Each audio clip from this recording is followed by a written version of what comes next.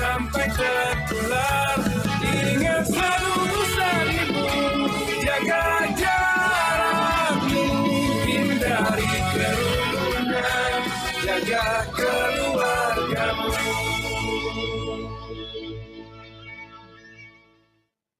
Halo pemirsa, selamat siang. Gimana kabarnya hari ini? Semoga tetap sehat dan juga tetap semangat ya dalam beraktivitas. Senang sekali saya Egit Hapsari bisa menemani Anda siang hari ini dalam perbincangan yang mengangkat topik perubahan perilaku dan daya beli selama pandemi yang disiarkan secara langsung dari Media Center Satuan Tugas Penanganan COVID-19 Geraha BNPB Jakarta. Pemirsa, penanganan pandemi COVID-19 yang telah berlangsung sejak Maret 2020 ini terus berkembang ke arah yang semakin baik. Namun masyarakat tentunya tetap dihimbau untuk melakukan beragam upaya untuk mencegah penyebaran COVID-19.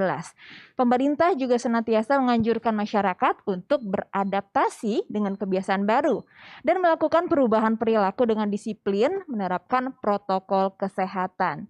Nah, berbagai penyesuaian selama pandemi pun ini telah mengubah gaya hidup masyarakat ya dalam berbagai aspek kehidupan. Sehingga pelaku usaha selaku penyedia barang dan jasa ini juga harus melakukan berbagai adaptasi agar terus dapat memenuhi permintaan pasar. Namun bagaimana perubahan perilaku selama pandemi ini dan gimana sih perubahan daya beli selama pandemi? Telah hadir bersama saya di studio Mas Mahir Bayasud, Ketua Umum Forum CSR DKI Jakarta. Selamat siang Mas Mahir. Gimana kabarnya hari ini? Baik, alhamdulillah tetap semangat dan Alhamdulillah sehat selalu. tetap semangat ya. Nah, ada narasumber kedua kita yang juga telah bergabung di studio, Mbak Reisha Ventra. Halo, selamat siang Mbak. Selamat siang Gimana, Mbak Egit? Alhamdulillah baik. Alhamdulillah. Nah, pemirsa, Mbak Reisha Ventra ini merupakan pengurus dari BPP HIPMI, Bidang Sosial Pemuda dan Olahraga. Selain itu, narasumber ketiga kami yang telah bergabung melalui sambungan Zoom, sudah bergabung Mbak Ola Ramlan. Halo Mbak Ola. Mbak Ola, mungkin ada kendala teknis, cuma nanti kita akan ngobrol-ngobrol. Nah, Mbak Ola ini pemirsa merupakan pemilik tim e-sports dan kita akan bincang-bincang juga nanti sama 30 menit ke depan ya. Dan pemirsa, sebagai informasi, kondisi studio ini telah disanitasi, mikrofon yang kami gunakan juga sudah didisinfeksi dan kami juga senantiasa menjaga jarak ya seperti yang terlihat ini. Dan talk show ini juga memperhatikan protokol kesehatan dan ditujukan untuk semua kalangan. Tapi sebelum mulai dialog, kita pakai hand sanitizer terlebih dahulu untuk melengkapi protokol 3M. Silakan.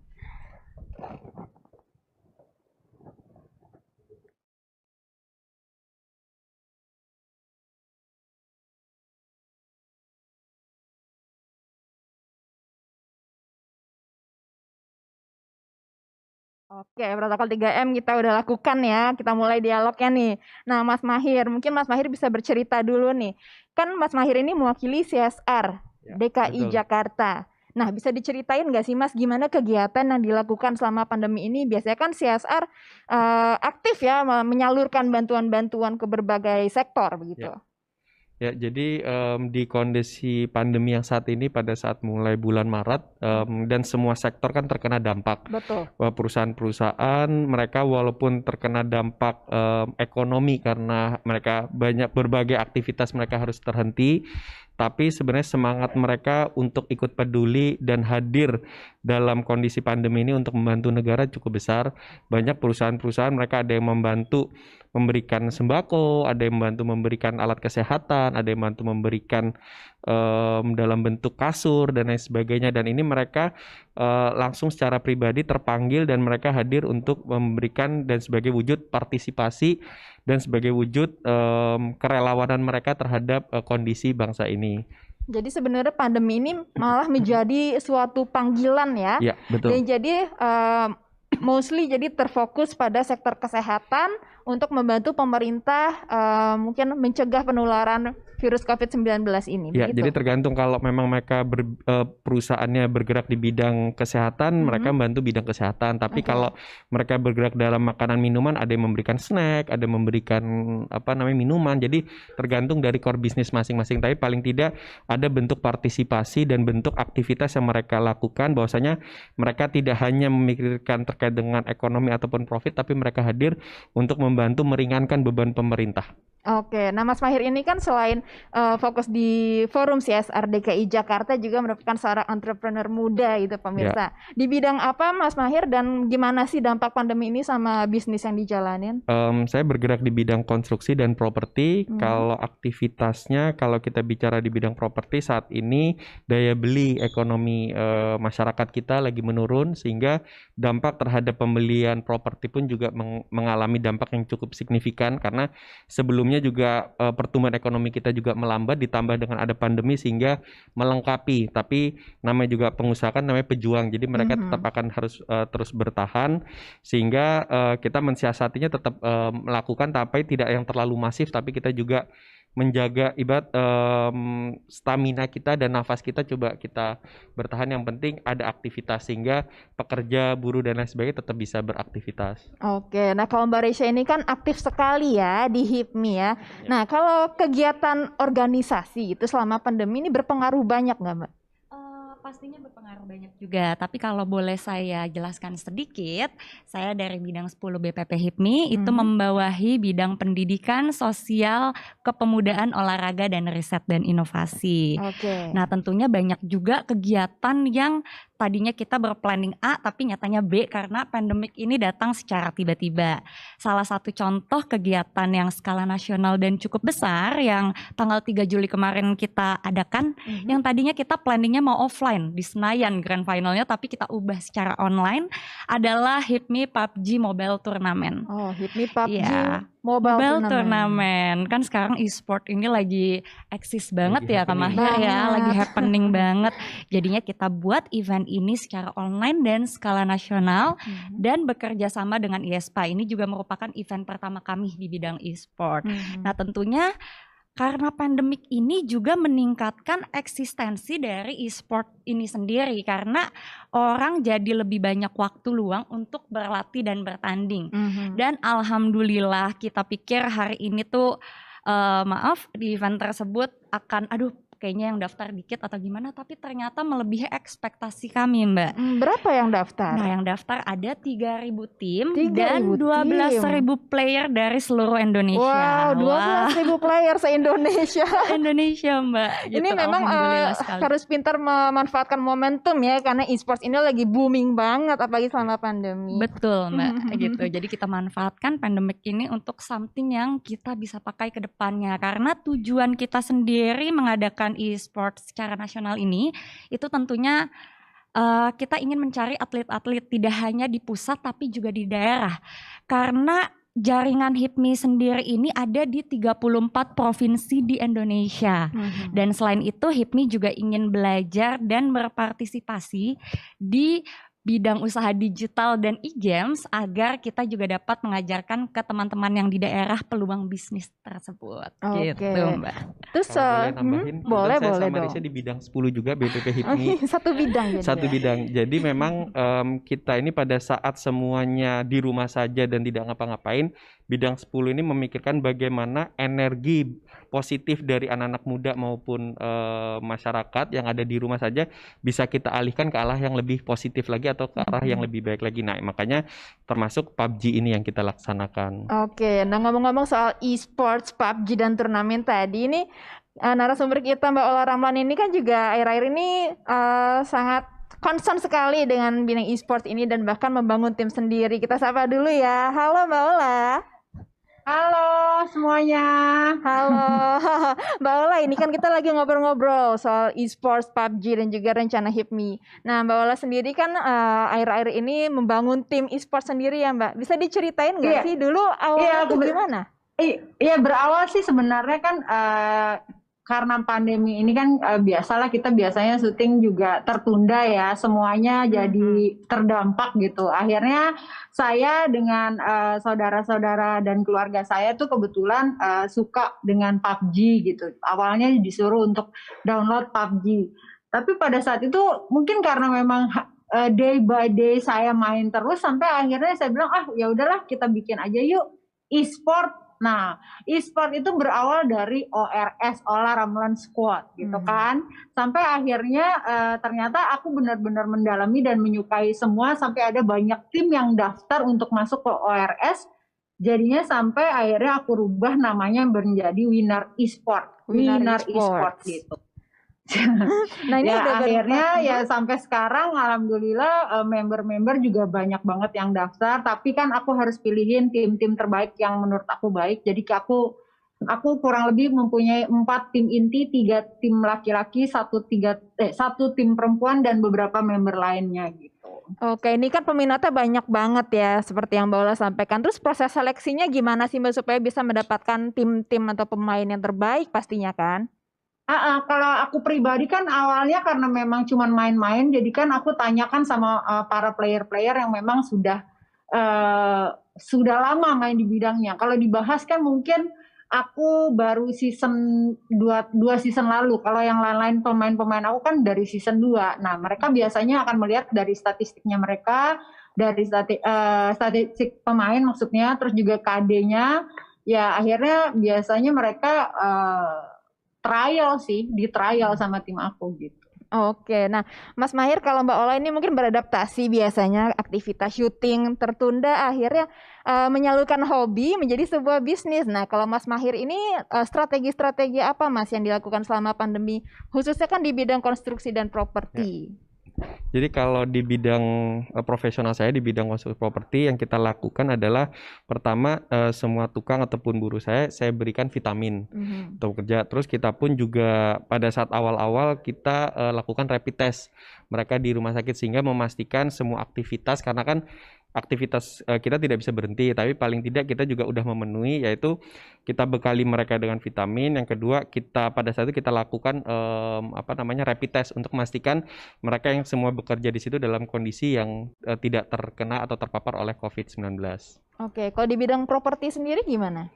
Kalau kami sebenarnya kan biasanya kalau properti itu kita ada offline event ataupun expo. Nah ini karena memang semua tidak ada, jadi kita pun semuanya kita lakukan secara online semua dan memang kita selalu melakukan melalui online juga. Misalkan gitu. house tour-nya gitu ya. Jadi tidak ada tour. lagi expo, tidak ada lagi marketing yang ada membagikan brosur, canvassing, tidak ada semuanya gitu. Jadi semuanya tuh terdigitalisasi ya. Iya, Nah betul. kalau Mbak Reisha ini kan juga seorang entrepreneur muda nih, di bidang apa boleh cerita nggak Mbak? Kalau saya sendiri di bidang kuliner Menarik dan banget.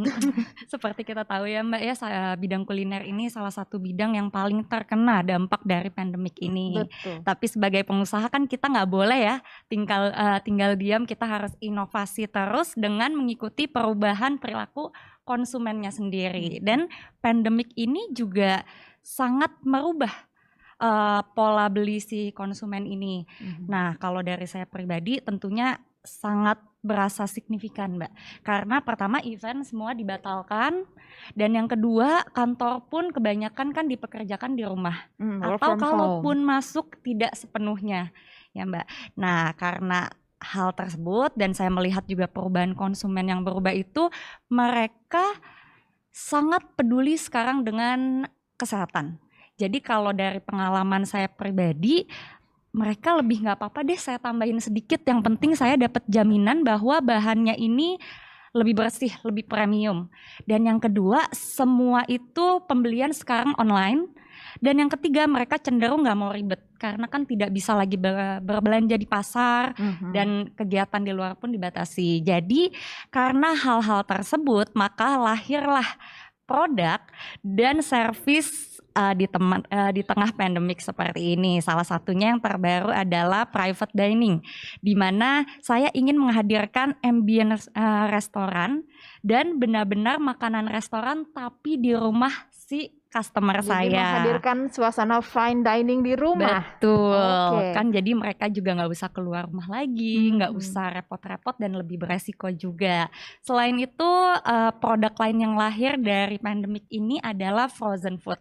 Tapi ini bukan sekedar frozen food biasa. Jadi saya membuat konsepnya menjadi hampers yang cantik. Jadi dengan pikiran, aduh kebetulan kemarin itu dapat momentumnya ketika mau lebaran ya Mbak. Betul. Jadi kan banyak orang yang berpikir aduh gimana nih nggak bisa ke pasar, ribet ngurusinnya dan lain-lain. Ya dari situlah saya membuat hampers ini dengan frozen food, makanannya itu makanan lebaran yang enak, tapi tidak perlu repot lagi, Nah, tinggal itu dipanasin aja. Karena kemarin kan Lebaran memang lumayan bertepatan ya dengan awal adanya Betul. virus corona di Indonesia dan juga PSBB. Jadi fenomena menarik juga ya waktu itu, semuanya kirim hampers kalau lihat di sosial media gitu ya. Dan ini juga jadi momentum bisnis yang baik ya buat Mbak Reisha. Nah, kalau Mbak Ola sendiri sebelum pandemi kan pasti sibuk banget nih, syuting lah atau mungkin kegiatan-kegiatan lain, bisnis. Nah, selama pandemi ini gimana Mbak penyesuaiannya? Gimana ya? Aku kebetulan kan pribadi yang aktif ya. Aku juga bukan tipikal ibu rumah tangga yang perumahan gitu. Jadi memang selain memang sibuk syuting, aku harus berpikir bagaimana sih supaya otak nih jalan terus, supaya bisa kerja terus. Ya akhirnya aku bikin produk-produk ya, seperti aku bikin sheet mask ya kan, untuk produk kecantikan. Terus kemudian aku juga sebentar lagi mau tahun depan mungkin ya launching untuk perfume. Jadi memang beberapa produk-produk yang aku buat sengaja pada saat pandemik. Ya sebelumnya sih pada saat awal-awal benar-benar lockdown itu aku sampai bikin tahu bakso, donat gitu. Jadi benar-benar Macem-macem banget ya. iya benar-benar yang mungkin hal-hal yang tidak terpikirkan. Bahkan sampai katanya ada yang bilang bahwa ini pandemi ini kalau diambil hikmahnya ya seorang perempuan tuh jadinya dia bisa melakukan apa aja, yang masak ya masak, apa ya apa gitu loh. Betul. Jadi ya blessing in disguise lah gitu. Kita harus anggap ini mungkin pembenahan diri ya gitu, pembenahan diri untuk menjadi dunia menjadi lebih baik lagi gitu. Mudah-mudahan, amin. Amin. Nah, kalau Mas Mahir tadi kan di bidang konstruksi, properti, terus Mbak Reisha di bidang kuliner. Tadi Mbak Ola sempat menyinggung dunia beauty nih, dunia kecantikan dengan sheet mask dan sebagainya. Itu masih punya porsi sendiri walaupun kita sedang menghadapi pandemi ini. Iya kan kebetulan kalau misalnya perempuan itu kalau udah di rumah kita bingung mau ngapain, walaupun pakai daster, walaupun apa, akhirnya dia merawat dirinya gitu loh. Benar. Ya kan? Kadang-kadang mereka pakai treatment muka yang memang ya di rumah aja ngapain sih, terus sambil masak sambil apa ya udah, sampai akhirnya aku malah membentuk e-sport gitu. Jadi ya benar-benar out of the box. Kalau aku memang kadang-kadang melakukan hal-hal yang tidak terpikirkan sama aku gitu loh. Tiba-tiba aku punya e-sport sekarang, alhamdulillah benar-benar maksudnya dilihat gitu ya. Kita lihatlah ke depannya seperti apa. Kalau HIPMI memang bikin nih aku pengen gitu. Tadi aku Boleh bilang, dibicarakan. Nanti kita collab ya Mbak ya. aku dua tim. Boleh kita adu jago lah nanti. Seru banget pasti nantinya ya. Iya, bahkan yang aku sendiri aku kan juga main. Jadi aku baru mulai nih live streaming gitu kan. Zaman sekarang lagi live streaming, aku main dengan mereka pengen lihat bagaimana ekspresi aku main apa sih. Ya udah mulai begitu. Jadi ya kita lihatlah ke depannya seperti apa gitu ya. Insya Allah yang penting kita kadang-kadang melakukan pekerjaan harus melakukan dengan hati ya. Pakai hati gitu, pakai rasa. Jadi nggak bisa hanya sekedar yang penting dapat duit, yang penting dapat cuan. Nggak bisa begitu. Kalau aku tipikalnya memang aku kerjakan itu pakai hati gitu. Jadi kalau nanti ada HIPMI benar-benar boleh, aku mau banget gitu. Bagian kalau sebagai seorang selebriti pasti banyak mengundang spotlight gitulah ya. Nah, ini boleh dibicarakan. Aku bisa bantu promo loh buat HIPMI. Boleh. Kebetulan suamiku juga anak HIPMI kan. Jadi salam buat Mas Ofar. Halo, ya dong harus buat Mas Aufar harus kasih spot dong. Ini kelihatan banget emang kalau udah passionate tuh berbinar-binar ya kalau ngomongin e-sport ini. Nah Mas Mahir balik lagi nih soal pandemi nih Mas Mahir. Kalau dari Mas Mahir sendiri bisa nggak sih sharing sama kita nih gimana sih strategi supaya kita semua tuh bisa survive melewati pandemi ini? Karena kan sebagai pengusaha kita tanggung jawabnya besar sekali kan Mas. Betul. Yang terpenting waktu itu saya pernah mengutip kata Pak Doni, yaitu yang penting kita sebagai anak muda kita jangan terpapar oleh virus COVID-19, tapi juga jangan terpapar oleh ekonomi. Jadi semuanya harus seiring berjalan. Yang kedua adalah bagaimana kita memastikan semua protokol kita jalankan, dan semua dengan kondisi COVID seperti ini kita harus berkolaborasi dengan semuanya, karena dengan adanya pandemi seperti ini, fenomena sebenarnya kita tidak bisa kita kerjakan semua secara sendiri-sendiri lagi. Semua aktivitas CSR kita kolaborasikan, baik itu dengan pemerintah pusat, pemerintah provinsi, maupun juga kita di HIPMI kita kolaborasi dengan semuanya apa yang kita bisa lakukan, baik itu dalam bentuk usaha maupun yang lainnya, sehingga guyub gotong royong kita tuh semakin menjadi lebih kuat lagi. Ya, semoga bisa begitu ya. Nah, kalau Mbak Ola sendiri, tadi kan mungkin ini bisa menjadi inspirasi buat orang banyak ya, gimana menyalurkan hobi menjadi peluang bisnis. Ada strategi nggak Mbak Ola supaya kita tuh bisa bangkit juga melawan pandemi ini? Kalau strategi ya apa ya, kita harus semangat aja sih. Maksudnya kita nggak pernah tahu hidup kita sampai kapan, kita nggak pernah tahu kinerja kita sampai kapan. Jadi kita harus benar-benar memang termotivasi dengan diri sendiri bahwa kita harus terus maju gitu dengan kondisi apapun, sejelek apapun gitu. Apalagi ya kadang-kadang kan dunia bisnis kita nggak bisa andalin ya gitu. Pastinya semua bisnis ngedrop gitu. Jadi ya memang harus berpikir ke depannya kita harus menghasilkan tuh seperti apa. Ada motivasi dari diri sendiri, itu aja untuk menjadi lebih baik. Motivasi diri sendiri ya. Kalau dari Mbak Resya mungkin bisa sharing tips buat kita semua supaya bisa survive tadi, supaya bisa bangkit.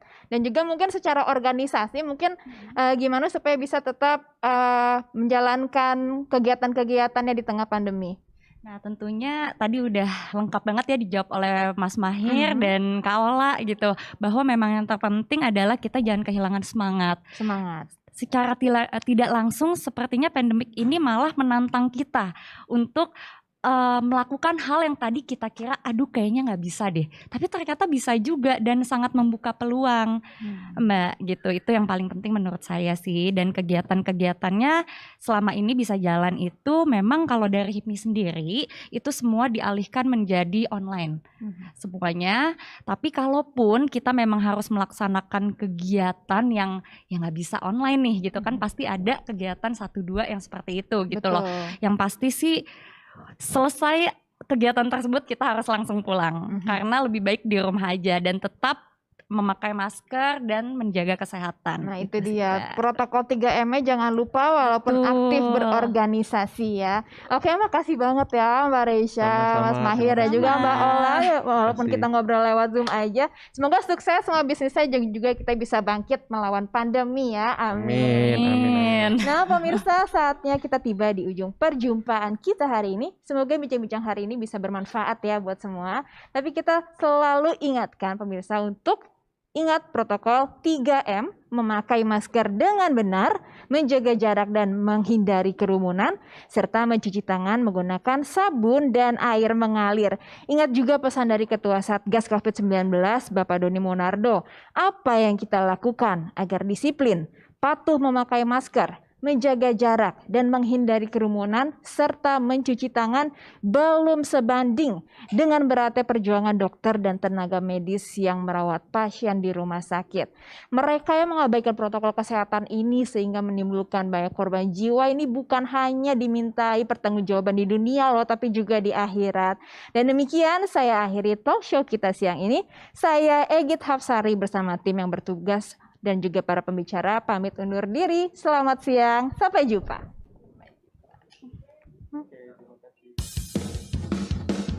Ingat pesan ibu, pakai maskermu, cuci tangan pakai sabun, jangan sampai tertular.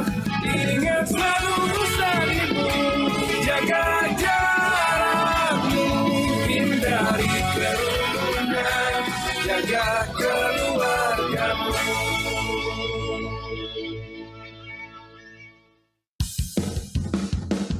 Ingat pesan ibu, pakai maskermu, cuci tangan pakai sabun, jangan sampai tertular. Ingat selalu pesan ibu, jaga jarakmu, hindari kerumunan, jaga keluargamu.